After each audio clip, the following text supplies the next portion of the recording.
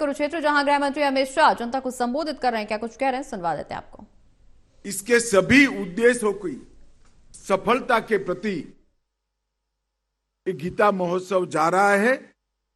इसका न केवल मुझे सनातन धर्म के सभी मत अवलंबन करने वाले लोगों को बहुत बहुत आनंद और हर्ष है।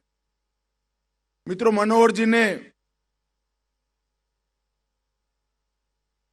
थोड़े हल्के फुल्के शब्दों में बताया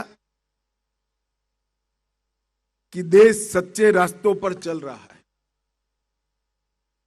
2014 से 2024 में कुछ दिन के बाद हम प्रवेश कर जाएंगे। ये 10 सालों के अंदर भारत के स्व को जगाने का काम इस देश के प्रधानमंत्री नरेंद्र मोदी जी ने किया। जब भारतीय जनता पार्टी घोषणा पत्र रखती थी, तब भारतीय जनता पार्टी की मान्यता है कि इस देश की महान संस्कृति को हमेशा आगे बढ़ाना चाहिए और ये महान संस्कृति से मार्गदर्शन लेकर ही ये देश की नीतियों का निर्धारण होना चाहिए। देश के कानून, देश की नीतियां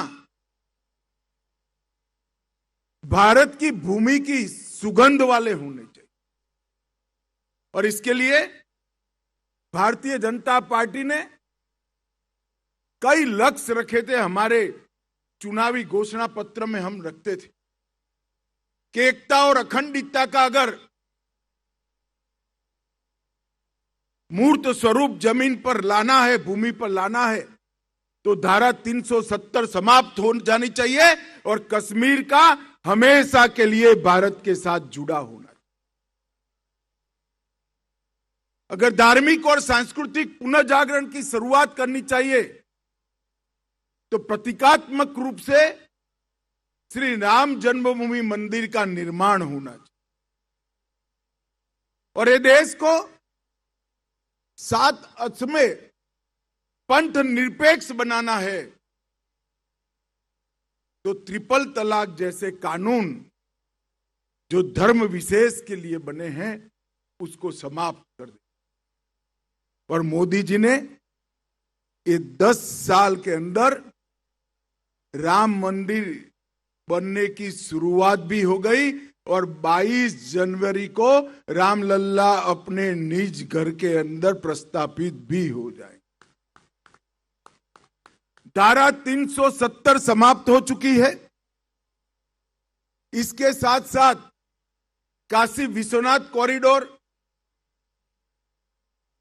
महाकाल महालोक, सोमनाथ के मंदिर को फिर से सुवर्ण मंडित बनाने की शुरुआत, केदार धाम और बद्री धाम के अंदर एक नए आलोक के साथ श्रद्धा का लोग निर्वहन कर सके, इस प्रकार की व्यवस्थाएं, कश्मीर में शारदा पीठ का पुनर्स्थापन और संसद के अंदर दक्षिण की सनातन परंपरा का प्रतीक सेंगोल को स्थापित करना, ये सारा काम नरेंद्र मोदी जी ने समाप्त।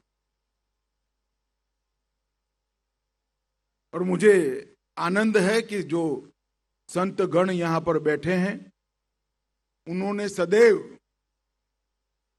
पूरा जीवन धर्म जागरण के लिए, धर्म आचरण के लिए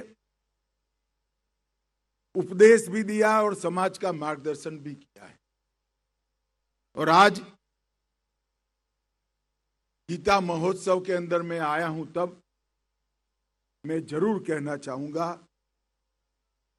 देश और विदेश जहां तक मेरी आवाज पहुंचे, ये सभी को कहना चाहूंगा कि मेरा अनुभव है, मेरे जीवन में बहुत उतार चढ़ाव आए हैं।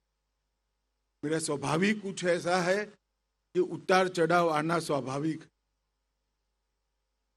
बहुत उतार चढ़ाव मैंने देखे हैं, मगर चूंकि बचपन से माँ ने गीता सिखाई थी, जीवन में कभी निराशा भी नहीं हुई, दुख का अनुभव भी नहीं हुआ। व्यक्ति, समाज, राष्ट्र और विश्व के सभी समस्याओं का समाधान गीता के उपदेश के अंदर है। हमारे लिए सौभाग्य की बात है कि ज्ञानानंद जी महाराज के नेतृत्व में पूरा संत वृंद गीता के प्रचार प्रसार में लगा है। आज मैं यहां संतों के दर्शन के लिए आया था। गीता महोत्सव की परिकल्पना को मेरी हिस्सेदारी से मैं अपने आप को उसमें सहभागी करने आया था। थोड़ा देरी से पहुंच पाया, इसलिए क्षमा प्रार्थना कर फिर से पूरे संत वृंद के श्री चरणों में प्रणाम कर मेरी बात को समाप्त करता हूं। वंदे मातरम। भारत माता की जय।